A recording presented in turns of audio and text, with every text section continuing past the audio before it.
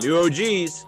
The new OGs is a State and Madison Entertainment production and is brought to you by Solar Masters. Go Hayes. Look, Illinois is changing how people get their electricity, and Solar Masters is helping homeowners in Illinois take advantage of a program that lets them get solar power at no cost.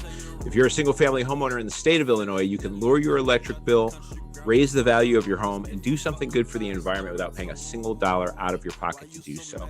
In fact, Solar Masters can only work with you if they can save you money. Solar Masters is a Black-owned company and a SunPower dealer, an American panel maker with over 30 years of solar experience. They even have a referral program that pays out as much as $500 per referral. So head over to www.gosolarmasters.com and get in contact for a free consultation or to refer someone you know. Yeah. You thought I missed it. I didn't miss it. I did. You almost missed the microphone. I almost missed you. I didn't miss it because I just want to make sure that I heard everything right. Yeah, let's make sure you get this now right. You say if these people get solar, yeah, they get solar. They can save money on their electric bill every month. Every month they can save money on their bill. They could do something to help the world be a better place. They can make the world a better place. And if they have a friend that does it too, they get $500. $500 on top of that. Man, that's better than witch pussy, boy. For real. You ever had some witch pussy? I think so. I'm gonna tell you, I think I have. Hey, what? Hey, the bitches don't hold back, man. Oh, they ain't got the whole judo Christian shame and shit. You know, they just let it ride. If it feel good, fuck with it. You know what I'm saying? I think that's how feet got started. I don't know. I'm not gonna lie. I for sure have experienced witch pussy. Witch pussy. I'm trying to tell you. I don't care how Christian you are. If you ain't never had some witch pussy, get you some. I mean, have I had sex with a Wiccan? Of course I have. Let's be real. By the way, before you finish the thing, I gotta say this to Rob, who's at the top of the show. Rob, please tell me that you texted your friend and not I me. did, man. That's the shit I was laughing at. Okay. So when you forward a text on my phone, it goes back to the person you forwarded it from. You need to fix that shit. And I sent an text messages because my boy trying to watch. This is brought to you by old men using cell phones. Old men using cell phones. We are the new OGs. We were we were young 2 weeks ago, nigga. What happened? Shit's never not funny. Old man and cell phone. Shit's never not funny. It's always gonna be some shit that happens. Shit, man. I am still in the wheelhouse where I know how to operate electronics, but I know that I'm a week away from not knowing how to operate shit. Like they finna come out with Generation 6 is probably when I'm gonna get cut off. You probably got Generation 7 or 8, Bobby. You probably still would be cool for Generation 7 or 8. Generation 6 or 7, I'm for sure gonna be confused as fuck. That shit gonna be all Arabic to me. When everything is 30-second videos that are edited to super deep depths, that's when I think that's because we're getting close now, and I'm already just like, yeah, I love to make videos. Now I'll watch a few like reels or something, and I'm just like, but I mean, I could sit there and talk with some shit in the background. You want me to do that? I can do that. But if you want me to jump from outfit to outfit, it's probably not like I see they be dancing. All of a sudden they got a sweatshirt on. All of a sudden they got a different pair of pants. And I'm just like, no, I'm not. What I said? What are you standing still that long? And then you just hey Bobby. The problem is the production value that I'm not willing to be involved. That's the thing. Is I've got some basic video editing skills. Yeah. I am currently learning some great coding. I've been doing some coding. I feel good about that. But we all got to have our limits. You know what I mean? Let me tell you Python, something. baby, learning Python right now. Let me tell you some inside baseball about the XL life. Okay. Change your outfits multiple times in a TikTok. Fuck you. I'm trying to change outfits not even multiple times a week. So that's my first difficulty. I'm looking at I'm just like, do I even have that many different pairs of clothing I'd want to be seen in the video? Dude, I don't leave the house for shit. I told you I cut off my quote unquote action a month ago. So I'm not leaving the house for nothing. What the fuck? I'm showering, I'm clean, I'm not walking around funky. But why am I putting on new clothes? I think my last selfie, I took it from my fireplace because after searching for somewhere with a background that I felt was reasonable enough, I was like, the fireplace is the closest thing to an acceptable background I want to fuck with. Unless I'm going to put up the green screen. That's the only. I got a green screen now. I got a green screen. I just got a green. It's not green. It's black and white. But I got one. And that's just a screen. Light. That's just a screen, my nigga. Right, but I'm saying like It makes this shit work better. That's all I'm saying. I'm not using it currently, but I do have this shit. I ain't put it together yet. Because this is a high level of commitment that this is going to take. Everybody stop. Yeah. I lost my bong. That's a great Just say what a great thing for a live podcast. Just tell everybody to stop moving right. Oh my God. I said, has anybody seen my bong on camera? While you're looking for it, I would like to let people know we are also brought to you by People of Comedy. Go to People of Comedy on Facebook. See all the great shows offered there. Check in daily. They have a few new fresh podcasts that you can watch and listen to.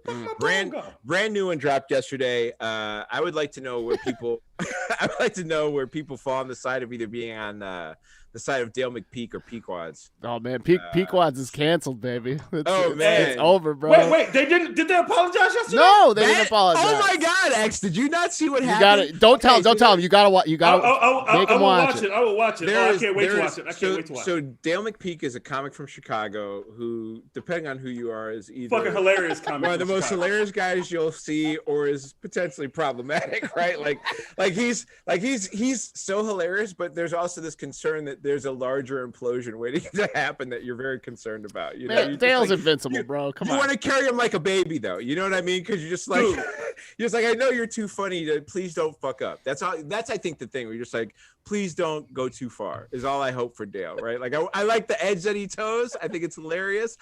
So I'm scared sometimes because I would like to, you know what I mean? Like there's guys that I really like. And it's always guys. There's comics I really like. They're guys because they're the ones who fuck up this way. But like who now I feel bad if I see them on TV because I'm supposed to be mad at them, and some of them I am. You know what I mean? Like, and I don't ever want to feel that way about somebody. And I do like how close he gets to the line on some things, like this public fight he has with Pequods, where he checked with a lawyer to see how much shit he could talk about them.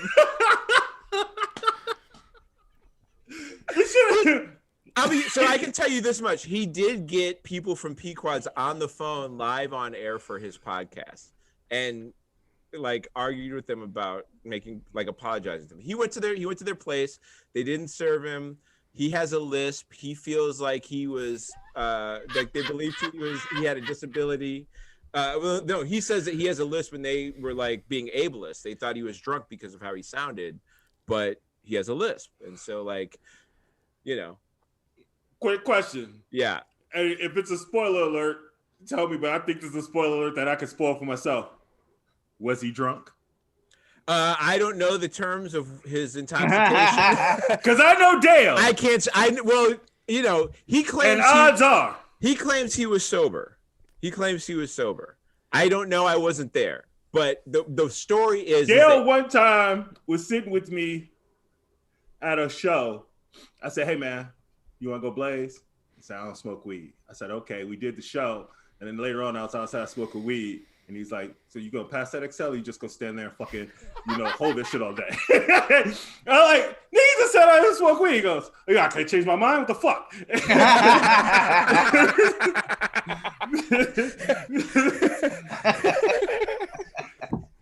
I love that. Dale McPeak.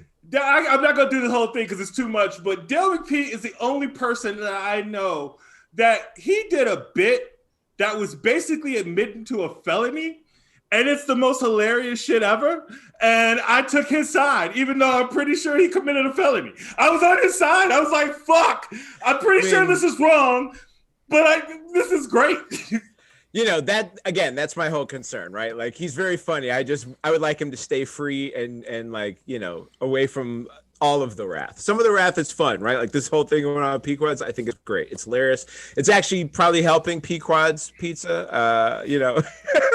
He's taking a stand and he's asking people to do the same, which I think is hilarious. But it's I've never had Pequods. I've heard great things. I heard it's one of Chicago's finest pizza establishments, but I've never had them. But I have the experience of hearing Dale McPeak do comedy, And so I'm riding with Pete. McPete. I ride with Dale. I ride with Dale forever. As long as that's my dog. Don't fuck up too harshly. No, you know what's fucked up? You know what's crazy? I ride with Dale versus Pequods for sure because I would, there's definitely more Pete's I can get into, and Dale is a treasure right now. So, dude, you know what's weird? I randomly just like I've been doing this all during the pandemic. I'll randomly just hit up comics that I fuck with and just be like, "What's going on, man?" I'm used to seeing you every week. I ain't seen you in 6 months. How the fuck are you? Whatever. And I randomly hit him up a couple weeks ago, and he was, of course, weirded out by it because it was like I hadn't talked to this nigga since March. And but he was like super cool. He was like, he was cool. And then like a week later, Pequods. So I caught him on a good week. I could have been Pequod. I could have been Pequod. But I caught him in a good moment. His first episode is available to be heard or watched right now, and I think everything else is going under Patreon. It's called Dale City. You should check that out. And there's a bunch of other good stuff. You've had a couple new ones, right, James? Oh yeah, they are flying in. We got another one on Sunday with Chad Roby and his girl called They So Funny. We have another one. So Pussy Power actually, they're going through Pussy Power's out. They're restructuring, and they have a new pod coming out called No Flodgen, where they're It's more of a kind of an interview based show with local artists, which is really cool. They just had Young Gotti, who is a podcast mastermind, who's got his own kind of network and show going on last week, which was really great actually. And the boy Manny was on the comms the whole show. He ran his first show, and it was great. Nice. So people of comedies, Mazel tov, Manny. We're doing stuff over work, here. Manny. Yeah. But yeah, we have so many new podcasts starting up over the next couple of weeks. By March, we should have about 21 shows or in March. So keep your eye on us, folks. We're doing things. Yeah. I also want to make a quick announcement. I did not find my. I still haven't found my bong, but I did find my shrooms. So, there you go. So we can carry on. Rob, how are you doing, man? You had the root canal last week when you were going into the weekend. I had a tooth pulled all the fuck the way out last week, and I'm pretty cool now. And this weed I'm smoking currently, it does not bother the situation. You dig? So like what's so funny is when X was talking about his bong, I had forgot he had lost it. Then when he reminded me, I was like, damn, what did happen with the bong? Tell me what's next in the saga. Hey, this gonna be an ongoing thing. I'm gonna locate this one. It can't, dude, if you saw where I'm sitting at, where like how I got my shit set up in the garage, the fact that I can't see it right now is mind-blowing. Like, and here's the thing: when I lost it, I wasn't high. I am now. Can I ask you a question? At one point, you got up to get your heater, right? Yeah, but did I have my bong in my hand? Oh fuck! I might have put my bong down to pick up the heater. Yeah. Hey, dig this. This was making that even more funny. Right before y'all called on me, I was still trying to get my boy to find us and shit. Old man, cell phones and bongs. Listen to OGs. You are going to get this on Dale McPeak's podcast, goddammit. Dale, you are going to catch this on fucking... What are some of the other guys you got on here? Who are some of the fucking illegal aliens? Yeah, you're not gonna. Joe Kilgallen's way too assured about what the fuck he's doing. Murphy Jr. show. Yeah, there's no way Joe Kilgallen would admit to losing anything. Okay, there's no fucking. One of Joe's sons' kids could be missing. He's like, he's coming home. Yeah, he's just late. He's just late. Yeah, I love that dude, man. That Joe's my guy. That is. You know, it's messed up. He has a bit about being cast as like the racist or asshole white guy, and he has that look because he kind of looks like somewhere between Bobby Flay and what's the dude from Rescue Me, the old school comic. Oh yeah. Leary, Dennis Leary. He's somewhere between Bobby Flay and Dennis Leary.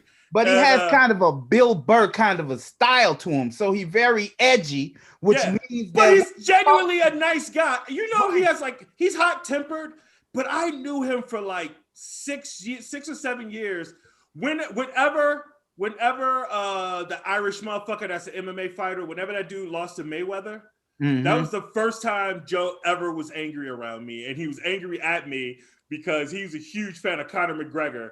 And I'm not a Mayweather fan. I don't even like Mayweather, but I kept fucking with him because I was like, "There's no way in hell he's gonna This fight." happened to you and me at the same time with Joe. Oh, that's yeah. Oh yeah. He blocked both of us on Facebook. He came and friended us on Facebook. And it was so crazy because the entire time we were joking. Like neither one of us give a fuck about Floyd Mayweather. I love Joe. I love Joe way more than I give a fuck about either of those fighters. Yeah, it was 100% like comedian fucking with comedian. But Joe was like super angry on the other side for a minute. Yeah. And we're only telling this story because he came clean. It was like because we were both like he blocked us. We were like, wait, what the fuck just happened?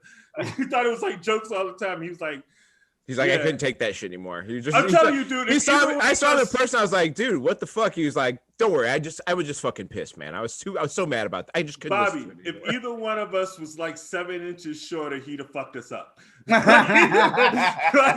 If either you took 7 inches off of either one of us, you're 6'4", right? What? I'm 6'2". You're 6'2", so about 5 or 6 inches. 5 inches off you, 7 inches off me. Joe would have went for us. If I was 5'10", he would have had to go. Yeah, he'd have gave it a shot. He'd have gave it a shot for sure. For sure. Yeah, he's good. That is so Chicago, boy. So Chicago. But he's such a great dude, man. He's literally like Joe's one of the nicest guys I know, and that is his temper, I think, is more evidence of that than not, because I know a lot of guys who are willing to throw the fuck down for things they believe wholeheartedly about. And part of that is because they are so nice generally. Like there's a defensive mechanism to that niceness that's like how it's almost an offense taken to the kindness, right? Like, you don't see me trying to be nice about this. Well, like to a point, right? Like Joe's a guy who has a temper, but he's not quick tempered, right? Like when he gets there, it's explosive, but you can see him waiting for that shit to happen. It's that real, like, it's that real Al Bundy style. Calm down, Joe. It's that real Chicago, just like I'm nice. Now you're getting the full force of the shit. I could have just snapped at you quick early, but now I've got like 4 or 5 transgressions here where I'm just seeing you being a fucking asshole. Right. I have given you all the mercy I can handle. God damn it. I let you say this, and this, and you still talking shit. Okay, well, here's what's done. It's great. You dig what I'm saying? It's beautiful. Yes. It's beautiful. Yeah, man, it's our 2-year anniversary. Listen to a show, The Kill Gallery Podcast. Yeah, it's our 2-year anniversary here. We've been doing this for 2 years. It's been a fun run. This show has really transformed, I think, from what it originally was, or what my originally thought about it was, which was going to be us having different takes on, just our versions of just like everything from what it is to be a man to relate. We thought that was my original concept coming in. But the elements of the way the world transpired from the time that we first started to now have really transitioned this from being something of a singularly, where episodes are singularly focused on aspects of being a human being, and really trying to dive into like our takes on what we are watching on a week by week basis, and what it's like being a young, for us, early 40s now, old, we could all run for president. You know what I mean? Like we are all of legal age to run for president. None of us, I don't feel confident enough to be the head of a PTA right now. Okay. Like neither should they put me in charge of one. They shouldn't even put me in charge of one. You know what I mean? Like, and that is like a chaperone, maybe. Unlike the generations before us, that is, I think, a weird place, because I think there's a lot of people who are in their early 40s or mid 40s or maybe 50 now who changed professions at 30, 32. First generation that could really do that. Before the generation before us was still working 30, 40 years at a job, maybe a different company, but same industry.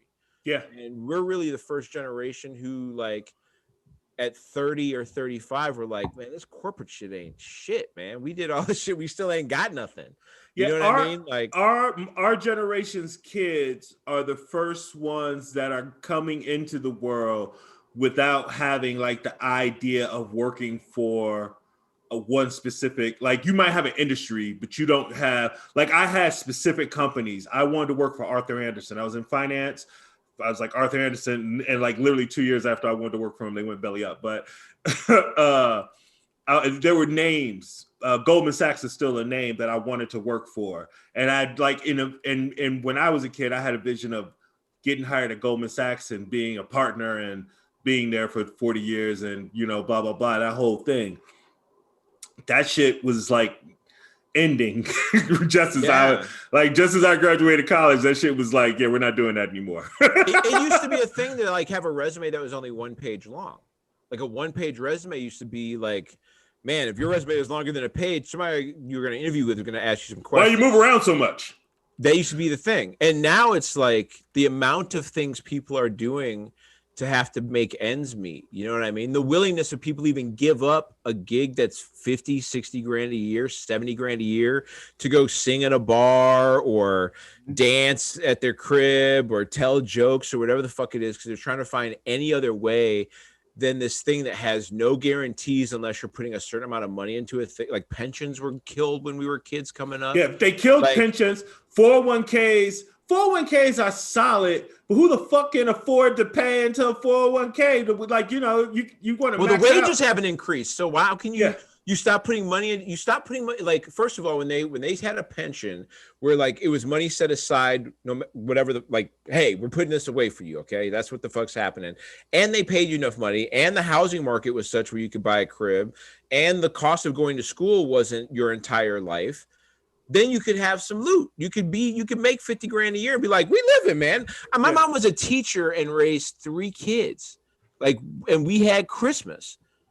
You know what I mean? Dude, like, yeah, my mom worked. Fucking way you could do. Like, if you're doing that right now, you are selling ass on the side. That's ass or weed or like that's why I don't feel bad for them teachers who get caught up having an OnlyFans or doing porn on the side. Just like, well, fuck yeah, man, you got to pay for school supplies and shit. Like, here's the thing that's happening that you are describing, and that is the presidency of Ronald Reagan. Okay, so when people start looking around and everybody's doing good, everybody's happy, that means that they're going to start looking at the government more.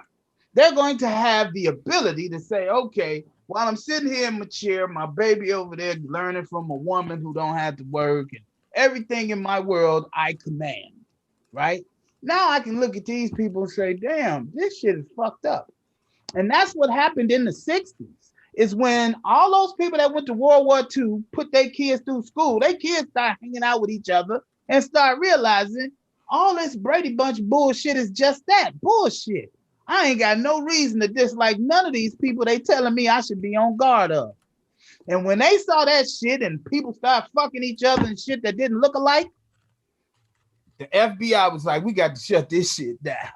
Well, there was an upward mobility, right? There's like the realization of the civil rights movement of the 60s created upward mobility in the 70s, and you started seeing black advancement in a bunch of different areas. You started seeing like even when you look at things like the blaxploitation movies of the 70s, those are movies in which there is a different tenor to the style of black character you were seeing on television and in movies. And so it was the first time that the black man in the film in a produced film where the black man was kicking white man's ass. You get Richard Pryor. You get all these people who start popping up who are like people who just, you get this Richard Roundtree. You get this evidence of a culture who is in a position where they're not taking any shit for a little bit, right? Like Michael Jackson's the baddest motherfucker on earth. Like the Commodores are killing it. Like it's just one of these times where it's just like, oh yeah, you just ain't fucking with black people right now in the late 70s. And then Reagan hits, and then everybody's on crack by 85. You know what I mean? Like, yeah. Like, not only is everybody on crack, he ain't just fucking us. He fucking everybody. And like, we are 7, 8, 9, 10 years old, right? And our dads are going to jail. Our dads are getting killed in gunfights. Our dads are on something, gone. You know what I mean? I have like a really weird like late 80s, 90s experience with like the whole crack shit. Because like I grew up in a neighborhood that when I look at why Reagan was who he was and why they infested our neighborhoods with crack, my personage, and even more so my son, are literally the exact reason why they did that shit. Because my mom got a great job in the 70s. I was able to move out to a suburb. My grandfather, her father was in the projects. He bought a house, got a job at a factory because of desegregation, was able to move out to the suburbs, moved his sister, my mom and her sisters all moved out to the suburbs. They all got jobs at well-paying factories. And I saw a generation of kids, the guys that I grew up with, all of them were from the hood or they were from the mud in Mississippi, like dirt fucking poor.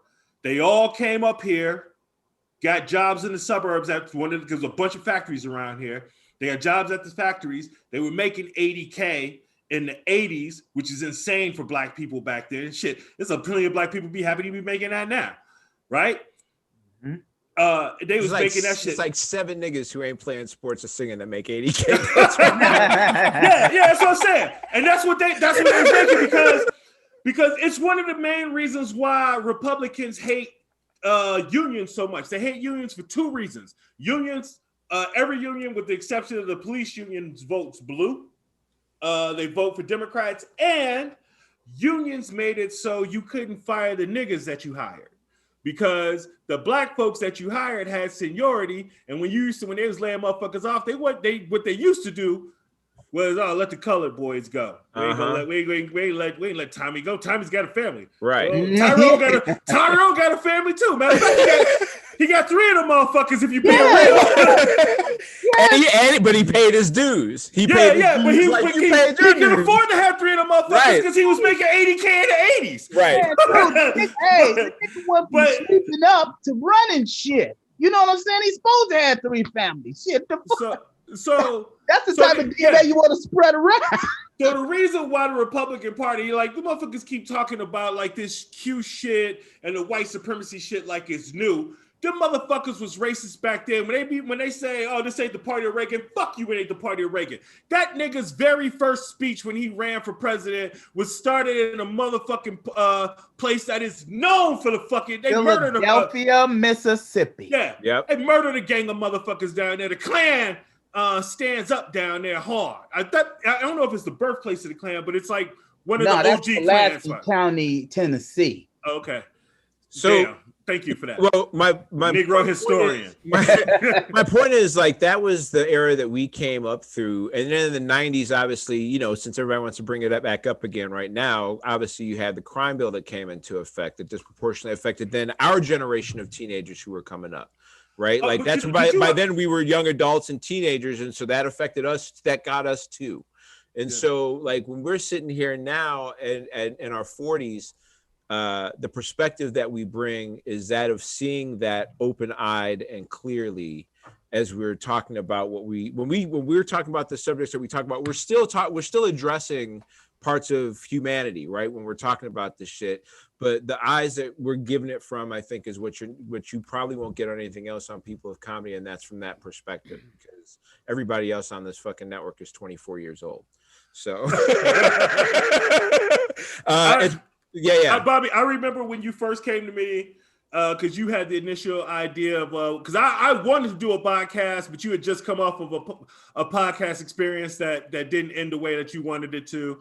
So I didn't think you wanted to do one.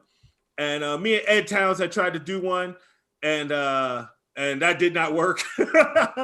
And so I was excited. And when you came to me with the basic outline of, like, you know, talk about the new experience of being the OGs, I had just had a barbecue at my place for like the first time that I was like, I was on the grill and all that other shit. Like there had been one here before, but I barely had anything to do with it. It was like, we're just going to use your space, young buck.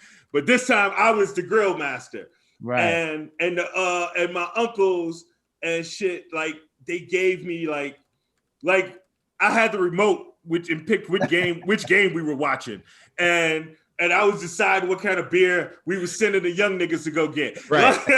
Yeah, it's when you realize you're for real the man of the house. It's not just like when you're 10 and your dad's been gone for 3 months. You're like, I'm the man of the house. Your mom's like, yeah, sure you are. Like, no, it's like the real adult version. Yeah, this shit fucked my head up because I was like, which game you want to watch? And my uncle looked at me and was like, nigga, this your TV. Which game you want to watch? I was like, oh shit.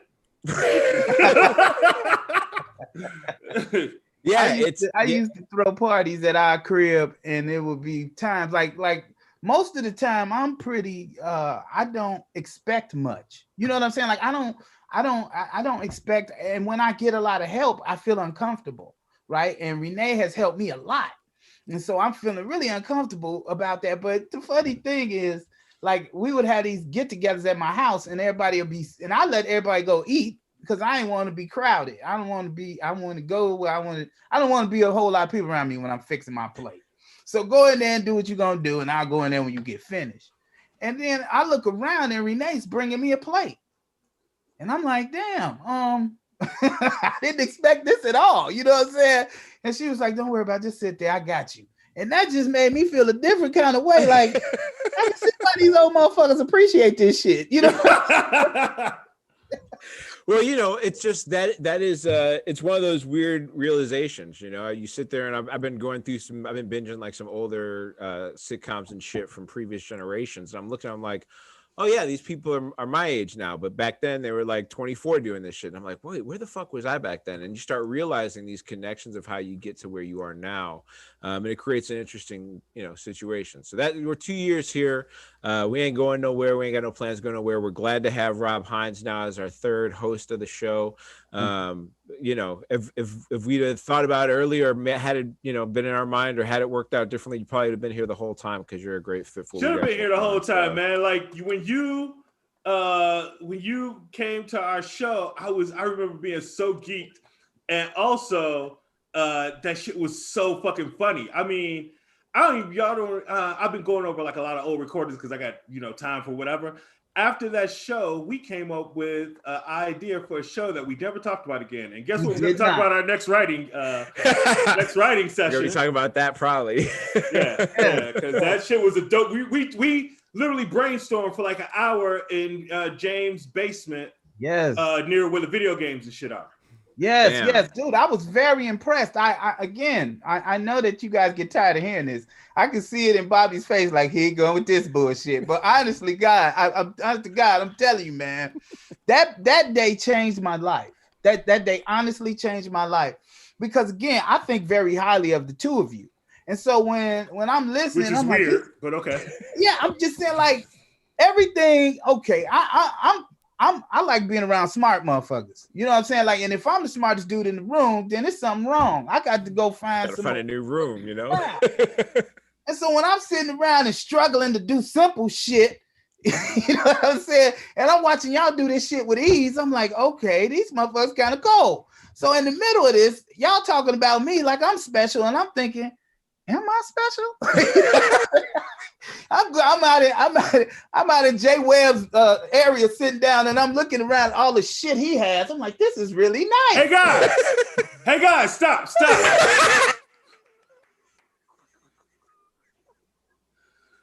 Bong update, baby. Bong has been located. Oh my God. Man, y'all, I'm already kind of high, and it's really cool because at the same time, I was excited about the Bong update. I know that we don't normally do this in this part of the show, but I just want to remind Bobby of WandaVision because I have not seen the latest episode yet. I didn't know if they had. I'm just on the first 4. I don't know. Okay.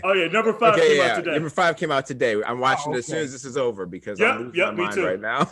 Yeah, dude, when you talked about watching old sitcoms and shit, I'm like, these people don't understand what they are watching is a brilliant storyteller. Yeah. I think it's a real thing. Like, man, because that's the other thing is like when we were kids in the early 80s, like the 60s was only 16 years ago. Like that's like you watching some shit from 2004 now. Like watching Scrubs is like watching to Leave It to Beaver when I was a kid. Absolutely. Yes. You know what I mean? Like watching, if you turn on Scrubs right now, that's like if I was watching Leave It to Beaver or some shit like that as Bewitched as a kid. That's the 60s, Dick right? Van like, Dyke.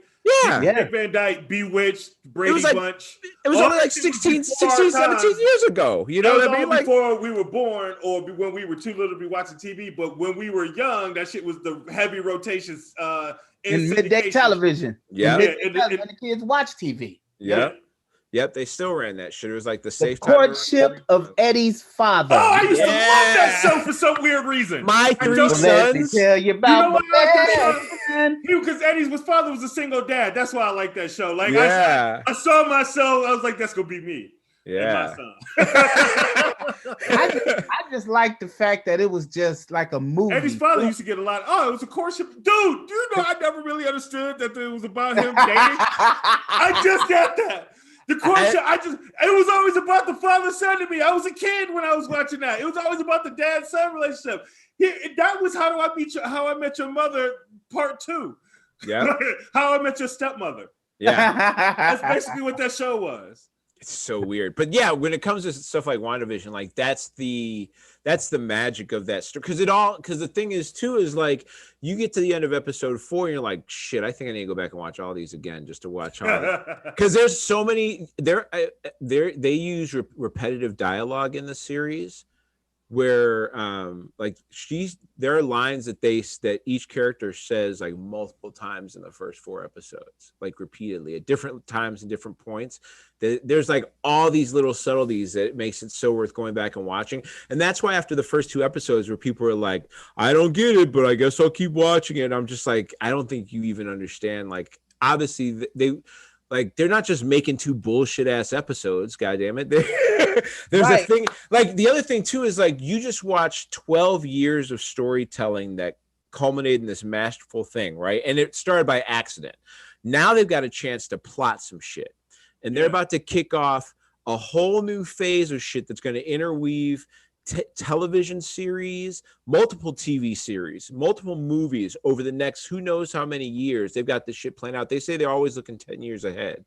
And so like to have it start off at this small seed of a story as the thing it grows from, I think is like, and I like to give the benefit of the doubt to the storyteller as being potentially creatively great, right? So like in my mind, I'm like, this has the potential of being, if it works out the way that the plan seems to be going, like this could be an incredible story to watch, which is what I want.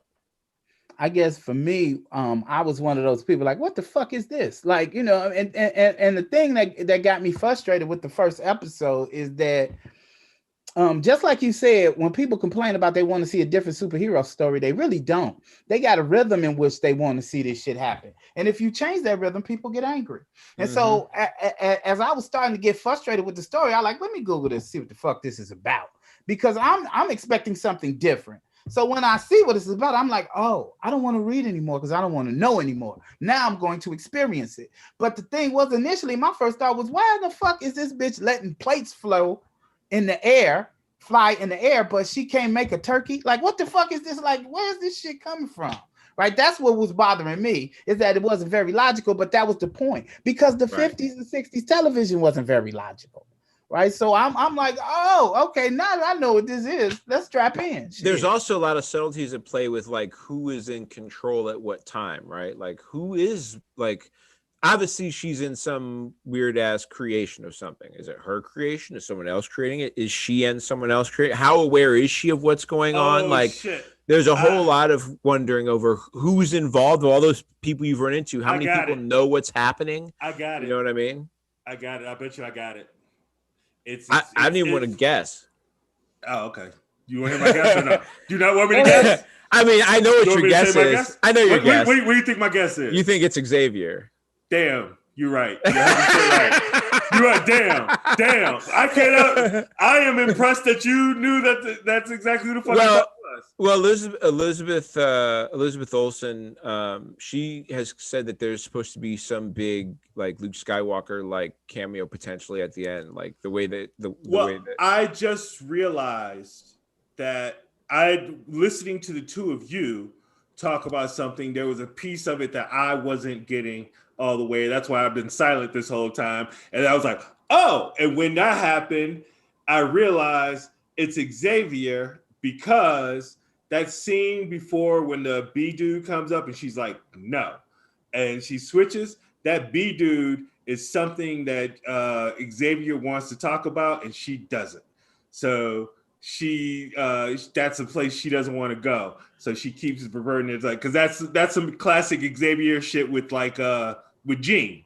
But there's a lot of there's a lot of arguments over who might also be involved. So Mephisto is another argument. Mephisto.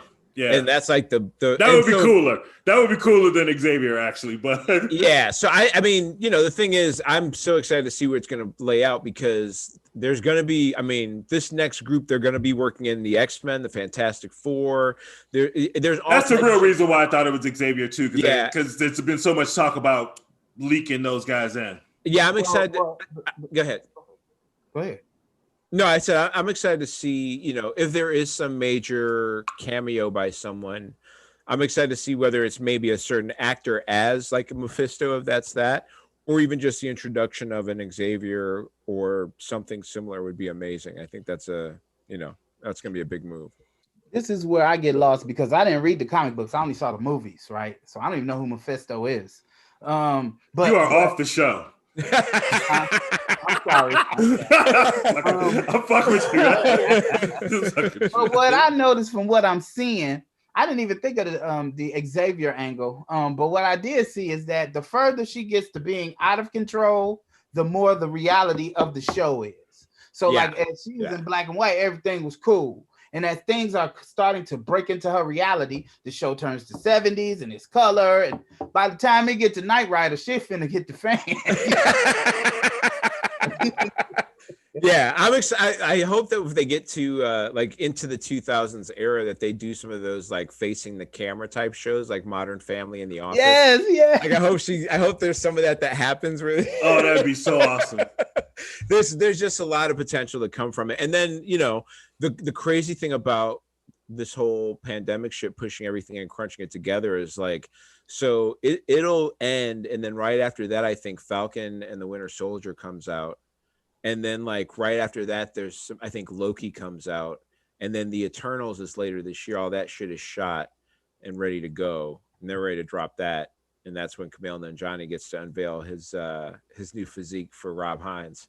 Yeah. Hey, you know what's messed up? Kumail might be able to fuck you up now, Rob. No. I don't give a fuck how swole he is. That nigga on prison swole. Yeah. That's the type of shit brings out the old man strength. When you resolve, I ain't finna take this ass. I don't give a fuck. I got to bite you. Right. Yeah, he still don't know how to use that shit. Unless that nigga been training MMA, then I'm like, it's gonna be a Jake Paul situation with your ass. He go Nate Robinson, you. That's how we find out. That's how we find out that this nigga's been training with MMA professionals for 2 years. Good boy, Nate Robinson got fucked up. Rob's getting body slammed. Hey man, that nigga stood up and his lip look like that. You can still see old boy's fist print on his lip. Hey man. It's Black History. It's Black History Month. I'm gonna throw that in there right after the Nate Robinson knockout conversation. Oh, I can't wait to see a brother whip Jake Paul ass. It's been that kind of a start to Black History Month, man. Going in, we lost Siku Smith and John Temple and Cicely Tyson, which are Siku Smith is crazy, man. Yeah, man. He's like 48 years old. 2 weeks from diagnosis to death. Yeah, 48 years old, right? Yeah, crazy. I don't know. Yeah, Cicely Tyson, she was 96. That's when we were just like, well, Yeah. Like, hey, that's a hell of a run. She's amazing, but that's a hell of a run. You know what I mean? That's a hell of a run. 96. That's more time out of somebody named Cicely. You thought you would get. Here's the thing. Because she's 96, but she was still doing shit. Like, she was there's a picture with her and Black Panther, man. From like last summer, nigga. She was in the movie, nigga. She was one of the elders and shit. She was up in the fucking So she's an elder in the movie. 94 when that popped off. So yeah. Like, and man, she outlived him. Shit, that's crazy.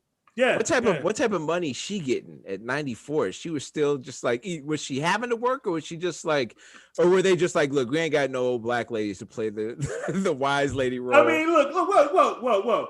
I don't know what the SAG stage is for the amount of time she had on Black Panther, but that was a big budget film. So let's say she got 200 G's because she's Cicely Tyson and she got awards and shit like that. She's 94 years old. 200 G's gotta be good. Like, what the fuck? Oh, yeah, that's what I'm saying. What's she the fuck is she doing? You know what I mean? Like, I mean, she's a legend and everything. I'm saying if they gave her millions, I'm not saying she don't deserve it. She deserves whatever they gave her. But if she got like SAG minimum for a person of her fucking statue, that's probably got to be like 200 G's or some shit. Yeah. I don't know the rates, guys. She probably did a day of work. You know what I mean? She probably did a day of work. You know? I got 15 seconds of screen time to my name in a show that anybody cares about. I haven't got to that level of the rates yet. There was a 9-year-old who was pepper sprayed this past week. I don't. Did you guys watch the video of what happened? Hell no. Yeah, I started to watch and I was just like, turn this shit off. Yeah, it was in Rochester. They had a bunch of cops there. I saw that to start, and I'm like, how could I watch any of this and not want to go fight somebody afterwards? I don't understand this situation. I don't get it. I don't understand anything about the situation. It's a 9-year-old. Like, why the fuck are police involved at all with a 9-year-old? With a 9-year-old. First of all, they don't have a Department of Children's Services? If this kid is acting up so much that they need to be taken out of the house, how the fuck are the police doing it? Unless that kid has stabbed everybody in the house, how the fuck are the police doing it? For any reason. Yeah. This is not it's not even rare, but right. That's the weird thing is I remember when I first started at the jail and the first year I was there, that yummy dude got killed, the little 11-year-old boy. I remember that shit. Yeah. So what happened at the time, and I remember thinking, boy, this is really odd. Right after they had darkened up OJ on the cover of People magazine. Now we all know the nigga probably did shit, or the nigga did shit, but however. You ain't got to make him darker than I'm Marjorie Green on that shit, but okay.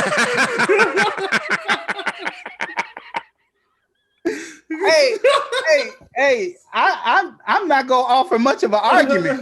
You know what I'm saying? I'm just saying. I mean, OJ was a sociopath. Fuck that nigga. I don't give a fuck. I don't give a fuck about OJ. I'm just saying. I have one reason and one reason only why I don't think he did it. That nigga's not that good of an actor. He's just he's not that good of an actor to act like he was innocent. He's a horror. You seen that nigga in Naked Gun? He's horrible in Naked Gun, and Naked Gun is horrible on purpose. Like this nigga, that hammy on purpose, and this nigga's still bad. He was really bad in Naked Gun. He was bad, period. He's a horrible fucking actor. He only got roles because he was the juice, but that nigga was a horrible actor. You mean to tell me that this nigga acted like he didn't do it? Come on, man. He pulled it together on a fucking airplane right after he murdered 2 people. He pulled it together. I could just see him being on the airline being like, hey, I'm the juice. I just killed a bitch. Right. That's what I'm saying. The motherfucker himself more than This nigga was showing his Super Bowl ring off to motherfuckers on the plane. While his hand was cut the fuck up. Yeah. I mean, that would have to be well, the other side of this, and we can talk about this because the Chad Wheeler story is one that I want to talk about. I feel like sometimes I feel like I talk about how I don't watch football too much. I just realized this is the clip that I get canceled for. That's it. I just full on defended OJ. I'll be honest with you. The bitch shouldn't have left him. Let me be clear. I really don't give a fuck about OJ. I was real passionate about that. That was all just like. There's a bunch of what ifs in that shit. Like motherfuckers just always just throw away. Yeah, he did it. There's a whole bunch of holes in that shit. But I don't give a fuck about the nigga. He probably did do it. I'm sorry. Can we go back? That part is not making the clip this week, okay? This part you just said that ain't making the clip. The first, I'm sorry, everybody. I'm saying it in the moment. I said it in the moment. Hey, listen, you can Marjorie Green your way out of that shit. Be like, listen, right. I used to believe that last week, but now it's this week, and I don't. Today I feel different. I just want to go back to this little girl. Yeah. At the time, on the cover of People magazine, they put the words 11-year-old sociopath. And it was this little boy, and he was dark as hell. And I knew then, I was like, folks and them ain't gonna let this dude live. I knew he was gonna die because he had drawn too much attention. And so they did wind up killing him, but all the while they had villainized this boy, and he was just 11. And again, the jail population was expanding in 1994. And we had more than one school wing. They was locking dudes up at 17 and sending them to grown folks jail. Right. So I mean, I was just like, that was just overwhelming to me. And so when you say this 9-year-old child, I just think it just doesn't, it's not going to change. It ain't never changed. Yeah. What the fuck is wrong with you? Yeah, because I just want to say, here's the difference between the 9-year-old girl we're talking about and Yummy. Yummy murdered like 3 people. Like, right. But he actually was an 11-year-old sociopath. Now, he had a horrible fucking like existence. A bunch of fucked up shit happened to him to make him that way at 11 years old. He had a horrible life. You read the story of that kid, it's tragedy all the way through. Like there was no other ending for that kid. Well, then the Time magazine should have said, we made an 11-year-old sociopath. That's right. What it should have said. Instead of focusing in on him, focus on the whole situation. And that was my issue with it. I'm not saying that the kid was innocent. I'm just saying that the kid wasn't that way when he was born. That's the thing is like, you know, and you know that works in that situation. That probably works in OJ's situation too. He probably wasn't born.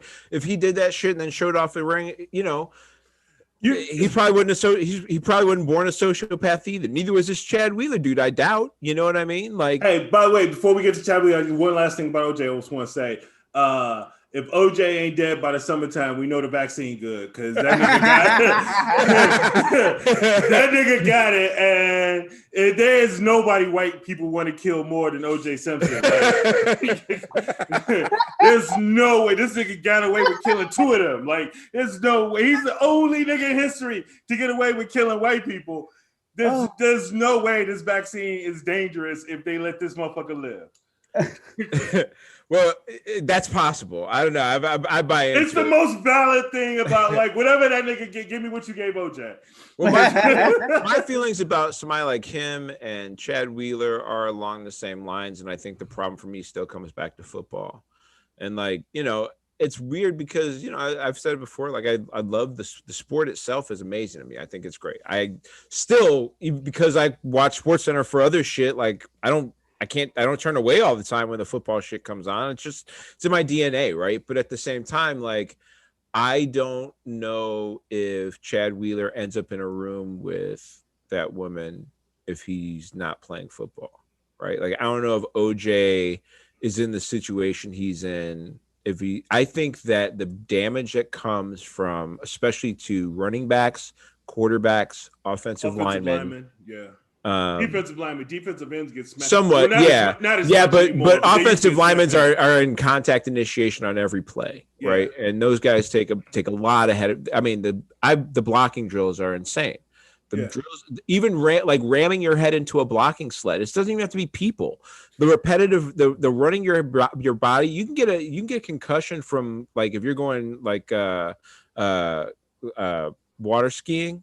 You can get a concussion from getting hit in the water going water skiing. Like it's not like it's a hard. And once you get one, they compile, and you get all types of. I mean, getting your bell rung in football is like an everyday occurrence. Dude, every time we talk about this, Bobby, I swear I have, like, they're not flat. Like, there's nothing like crazy, but just like I start thinking about all the times I got my bell rung, and the shit horrifies me, man. Like Rob earlier, man. You made a comment about us being smart, man. Imagine how smart we would have been if we didn't bang our head for like 4 years of 4 years of hard, full-on contact in my life. Because I think I played. think about it for these guys though, man. They start, 6 years of Pee Wee football, playing tackle. Then they get into high school. They play 4 more years of high school. They're 10 years in of contact football, right? Then they go to college. It's another 3-4 years of contact to college. They're 14 years of, for months at a time, just ramming their bodies into somebody else under the cover of helmets. And you get a concussion a year, you get your bell rung a year, you get, what I mean? Like you have to take some smelling salts, you take some Toradol to wipe off the pain, you take some more, what I mean? Like, and now you're 26 years old and you're out of the sport, or you're struggling to stay in the sport. You've been, you're 17, 18 years of banging your head on shit in. Yeah, man, you might be in a mental state where you tell somebody to bow and then you choke the shit out of them. That doesn't excuse you from the behavior, but I think it's again another sign that like there's a whole picture to be seen. There's a larger thing going on than just look at this shitty asshole. Like, yeah, shitty asshole for sure, but also like look at how often this happens in this sport compared to anything else on the planet. Like, there's what other workforce do this many men? The police. It's the police and football. You know what I mean? Like, for very different reasons, but But police, it's dick size. Yeah. It's a small dickitis. They're just those are bully guys, or guys who were bullied, right? Yeah, small dick guys. They hit women. Constantly trying to prove. I don't. Having known some of them, they just evil, bro. They just evil. They signed up to be the people to step on people. You dig what I'm saying? Now, some of them you're right, some of them are bullied, but some of them are just straight sadistic. Like, you like, God damn. Hey, man, look, y'all think I'm making a joke by saying the small dick shit, but think about this. If you lived in a society and you had a micro dick, how could you be happy? A micro dick. Oh, my God. Ooh. How could you be? You thought you getting canceled for the OJ shit, nigga? I'm just saying, like, you thought the OJ shit was gonna do it? You can't act with micro dick. You had a mea culpa for OJ, and you come back harshing on niggas with micro dicks. I'm saying, how could you have joy in life if you had any sexual urges? If you're a heterosexual or homosexual, either one. Like, I mean, I guess a homosexual you could, but okay. So heterosexual. I mean, heterosexual guy. You and I have been around the block. We know those guys usually find pleasure, or at least in my experience, those guys often find their pleasure having their shit put in a cage while I fuck their wife. So this is the thing. This is the thing about that. I get offered to do that all the time. Anybody watching the show, you think I'm bullshit, nigga? I can show you the emails. So I get offered. I thought you were gonna say you think I'm bullshit and call me. Advertising this shit. Or that. Reality, bitch. Or that. Or call me. Either or. No. Here's the thing. I don't do that shit, and it's not even about like having a motherfucker in the room and no shit like that. I don't give a shit about that. I do that shit. I go to orgies. I don't give a fuck. I go to orgies. I don't give a fuck about that. It's more about I don't believe that nigga's happy. Hey nigga, that ain't my job. No, but see, I don't want to be the nigga that's there. Oh my God. When he realizes that he's not happy. Like when he realizes that, oh shit, if I had a bigger dick, I could be that guy. Like when that shit clicks in his head, that's the motherfucker that stabs and murders the dude that was already fucking, and then then they gotta say he was raping her. Good luck. Good luck, nigga. I mean, don't get me wrong. I still fuck their wife. Listen, let me explain something to you. Leave. My confidence level at that point, that nigga ain't fucking with me, dog. You gonna get all mad now? No, you ain't getting mad. Yeah, I don't want to get a mistaken against the listeners out there. I will still fuck his wife. I just don't want the nigga in the room. Make a videotape, watch it later. Do none of that shit. I'm old. I ain't even doing that. Let me just say this though. Here's the thing. I'll tell you what my experience is with the whole situation is that I weighed 320 pounds. When I got down to about 260, I'm like, God damn, this thing a lot bigger than I thought it was. The view became remarkable. You got motivated, huh? You're like, let me see. What if I lose another 20? What the fuck? Dude, Rob, I'm gonna be honest with you, man. I need to drop some weight. That's the number one reason why I don't. Because if you think I'm arrogant now, motherfucker, if I dropped 80 pounds and picked up 4 more inches of dick, you niggas couldn't talk to me. You couldn't talk to me. I'd be too busy. Who we couldn't talk to is the women you be fucking with. That's who we couldn't talk to. Be like, nah, we good. nah. You ain't gonna fuck up my ego. Damn. That's horribly funny. You ain't fucking up my ego. God damn. Oh, you niggas think I'm arrogant now. Oh my God. Oh shit, man. Yeah, I'm just saying, but my overall thing is that there is a degree of cruelty that I mean, and I can see where it comes from, because you are around a bunch of people who are physically dominant and you're not. You know what I'm saying? Like, I'm standing around looking at these little dudes like I'll tell you this real quick story. The building that I worked in, you couldn't just open the doors. They were you didn't have keys. They had to open the door from a master space. That's what they called it, master control. And they opened all the doors. We all seen jail shit on TV. Right, but I'm saying, like, it's one motherfucker, like, boop, right. boop, boop, There's boop, a spot in the room with the board, right? He got like the board. And not just this building was brand new. It was a touch screen. So this motherfucker's running not only the doors, but the elevators. And the reason this is important is because I was with the school wing. Now, they always loud, they smelly, but they are harmless, right? These are the least likely inmates to do anything to you. They are children. And so while they yelling and doing whatever they doing and shit, and I ain't saying nothing to them because they doing everything I'm telling them to do, so I ain't got no reason to keep them from enjoying themselves. They in school. Fuck it, do you. And so this sergeant comes in and is like, hey, why are they so loud? And I said, because I guess they want to be. You know what I'm saying? So he was like mad at me for saying that. And so he did something, and then because he thought they was fighting, that's what it was. When he thought they was fighting, he closed me in there and walked away. Now, I know they ain't fighting. So I go and I shut the fuck up. You know, I'm yelling at them and they shut up. Then I go outside and I find this little motherfucker. Now, here's the thing. My boy was running the building. Now, he done just watched this motherfucker because there's cameras. When somebody pressed the button, the camera pops up. So he pressed the button and leaves me in there to go and get on the elevator. And so I come out the thing because my boy, he left him at the elevator and opened the door for me because he knew what was finna happen. And I blew this motherfucker's hair back. I said, look here, bitch. I don't give a fuck whatever happened in here. If you think some shit's going down, don't you ever lock me in another motherfucking thing.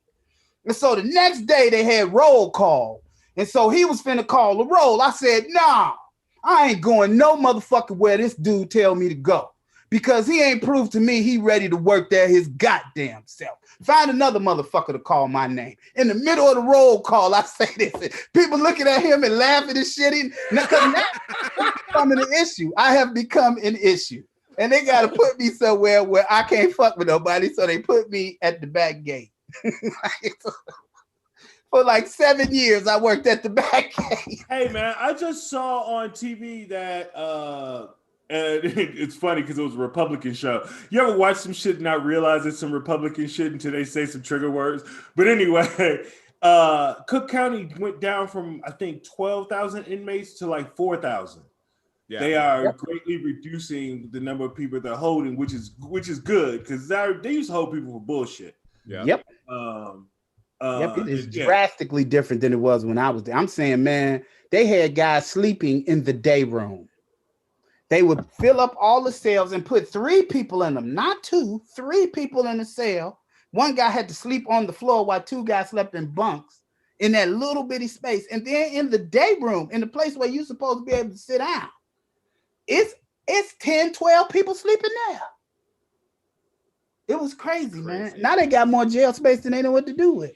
Well, that's good. It's a nice change of pace. It's one of the good things that hopefully has come out of this. What I'm saying is you didn't have to build all that shit to begin with. That shit could have went towards something else.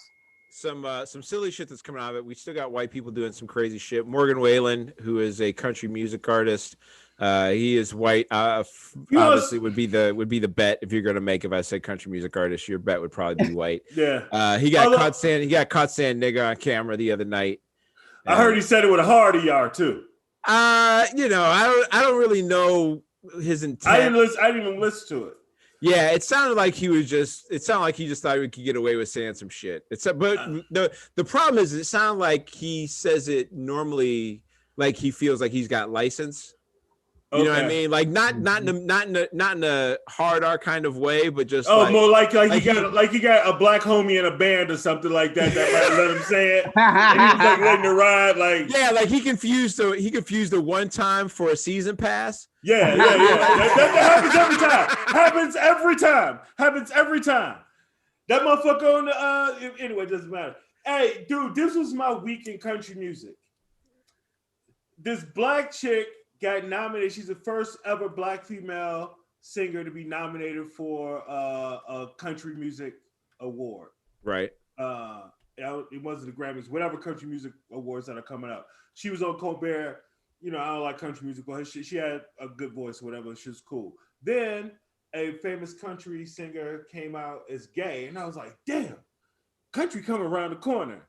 And then this Morgan Wallen shit happened. It's like the force got balanced. It's like, we ain't go that far, motherfucker. Got us back to normal. What is not back to normal is Marjorie Greene. She is still out here. They voted to take her off the committee she was on, which people were like, this sets a bad precedent. I'm like, listen, the next time that a Democrat claims that the right is a bunch of like lizard shape-shifting, baby-eating face peelers, you can kick them off a committee too. Okay, that is.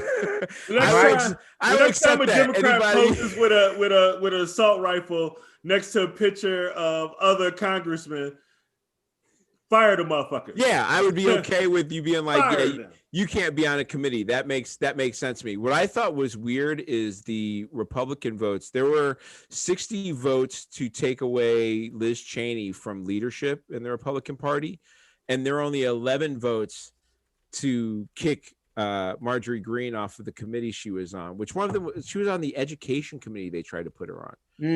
They tried to put a lady who believed that Jews use space lasers to start a forest fire in California.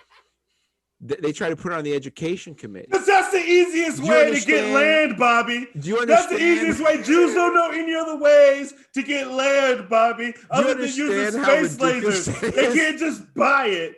They have to use fucking space lasers.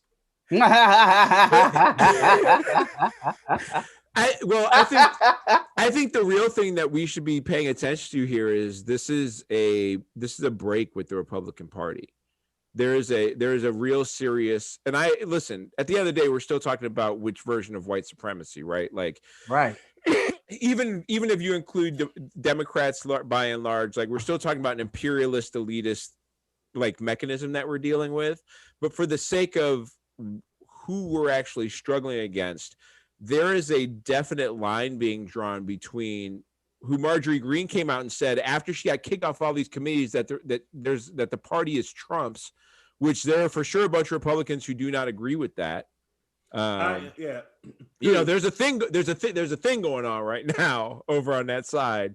It's beautiful. I love watching white people fight. It's the best. I love this shit. It's awesome.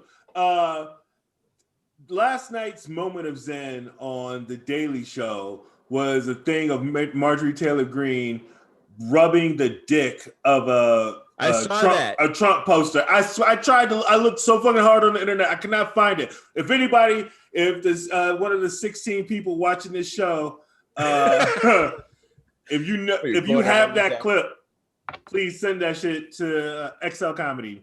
It's out there. I saw the clip. I'll find it. I'll send it to you. It's amazing. Yeah. She's just, she claimed that she didn't believe shit that she believed literally 2 years ago, which is total bullshit. But I think, she's not the thing, because I don't want to blow her up any more than she needs to be blown up. The thing that needs to be blown up are these people who are also Republicans, who are not like coming out saying she's a nut job, right? Like that's the problem, is that there's too many people. And this is the evidence of the problem that's about to jump off. There's too many people that are still siding with these crazy people. Josh Hawley coming out complaining about why Hunter Biden's getting a book published and he's not. You know what I mean? Like, well, one guy, tried to get an insurrection started, and the other guy just happened to like to do a little blow back in the day. You know what I mean? Like, I don't. Yeah, one dude has a book that I actually want to read because you were the son of the vice president and you did a bunch of cocaine and your brother was a hero. That sounded suck. I want to hear that story because I mean. Hey, I'm not even trying to make fun of this tragedy, but I'm the oldest of my siblings, and so I don't know the Hunter Biden, Bo Biden thing. Like, it's gotta suck to be Hunter because Bo is his fucking angel, and they all talk about how great he was, a good son. And then you got this fuck up that they keep trying to make. I mean, how many TV shows do you watch like that? You know what I mean? Like it's a classic thing that happens. Like, and he seems like a really good dude. That's what the best part about it is. Like, he's probably a monster. I don't know. I have no fucking idea. Like, how he takes all that shit, because it would be one thing. It would be hard if the Republicans didn't make him a target of a bunch of bullshit. If he was like Tiffany Trump, we hardly ever saw that nigga. Just still hearing everybody always talk about Bo would still be a fucking like weird, juxtaposition to have. But then on top of that, to be the target of the shit that you used to try to bring your father down, like, that nigga deserves to do some cocaine. Get the man a little blow. You know who seems like some blow, man. You know who seems like he's doing some blow is the My Pillow guy. So much blow. He came out with a new documentary, and it is one of the weirdest fucking things. Really? What platform is it on? I don't. A hard one to find. I know that. It's so bad. Well, the crazy thing is, how did you see it? I just saw that it's out, and that I heard a review of it and read a little bit about it. I've seen a clip of it. I'll send you a clip of it. It's absurd. It's absurd. But the thing is, like, so there's now a $2.7 billion lawsuit being levied against Fox News by the software company that they were claiming had been a part of Dominion. It's not Dominion. I think it's called Systematica or something like that. They were saying that's the software that was doing the that was being used. You know what's crazy is they claim that software. So Giuliani and Sidney Powell had both gone on Fox and claimed that was software that had been used in all of the battleground states and all this other shit, right? It turns out that the only place in the states that even used their software was like one county in like Southern California. That was it. And so that shit got pushed on Fox News. And so they've got a $2.7 billion lawsuit run by some law firm out of Chicago, the same law firm that got the settlement over the pink slime. Remember when there was that whole pink slime lawsuit with the restaurants that were selling like the funky ass meat? Mm-hmm. There was a whole lawsuit that was behind that. The dude has got some crazy ass lawsuits that have like, the approach is the only way you can curb misinformation is by the right company dropping a lawsuit big enough so as to discourage people from misinformation. And that's why there was a clip recently with the My Pillow guy on Newsmax where he started to go into this crazy shit again. Yes. And homeboy, literally, the guy from Newsmax literally pulled up a statement and started reading like, the people here at Newsmax have agreed that they have certified the results, and that Joe Biden and Kamala Harris. He was begging him. He was like, "Hey, can we cut this?" The brief was like, "Hey, this nigga's like, I'm not trying to lose my job behind you, this nigga. You got the pillows. I ain't got nothing but this, nigga. I'm on Newsmax. It don't go no lower than this." If I can't keep this job, I'll be doing gas station news. We ain't going nowhere after gas station news. I'm just a man on the corner. I got to get in on some of this funny because this absurdity is amazing. First of all, while you guys were, for a little while, the time I was quiet, I had a technical issue and I was afraid I was going to put myself off this shit altogether. So that's why part of the time I was quiet. I mean, I was listening, but I was trying to figure out how to get this shit back like I'm used to seeing it. So as I figured that out, I started paying more attention. And as you guys started talking, I was like, oh my God, there is so much to process. First of all, the thing that it's just mind blowing is that people believe this shit. Like what? Like it's not like dude. I've been trying to promote our podcast, so I go on a couple of other podcasts, and I was on one last night. And I don't want to tell you, well, you'll probably see it. Fuck it. I was on this podcast, and this lady was talking about how Trump had gotten cheated and how there was fake news and all this other shit. And I'm listening, and she was also explaining why she doesn't wear a mask and all this other shit. And I'm like, oh my God, these motherfuckers got me on the Twilight Zone. I was like, God damn. And so I was like, and so they kept calling on me because I wasn't saying shit, right? Because I ain't got no part in this conversation. You motherfuckers stupid as hell. But I can't say that because if I say that, and one of them was a brother, I did. The dude is amazingly smart. Like he's a musician. He's extremely bright. But the conclusions that he comes to based on the shit that's going on around him are vastly flawed. I'm saying, like, I'm just totally lost. So they finally come to me and I was like, I can't. And it was like, what? I was like, I just can't with you guys. I was like, first of all, this motherfucker had an insurrection, and you motherfuckers still making excuses for him. I was like, he told you he grabbed women by the pussy, and someone who owned a pussy, 20 people who own one said this motherfucker does grab pussies, and y'all said, no, that's just locker room talk. I just can't with you motherfuckers. I just can't. On that note,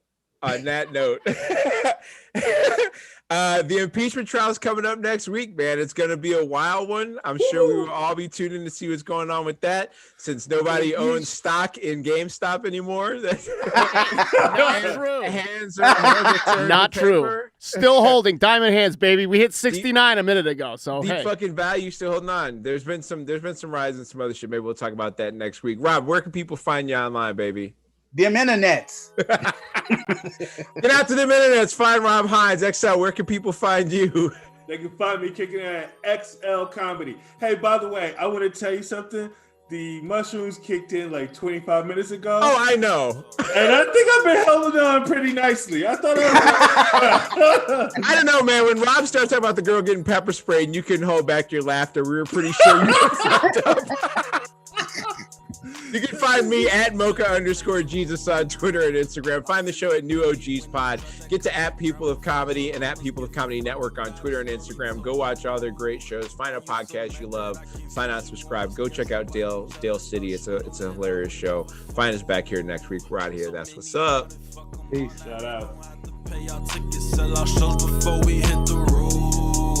They said we couldn't do it, now we do it just to say we did it. Fuck a critic on my pivot. I've been ballin'. Engine louder than T-Pain when I started.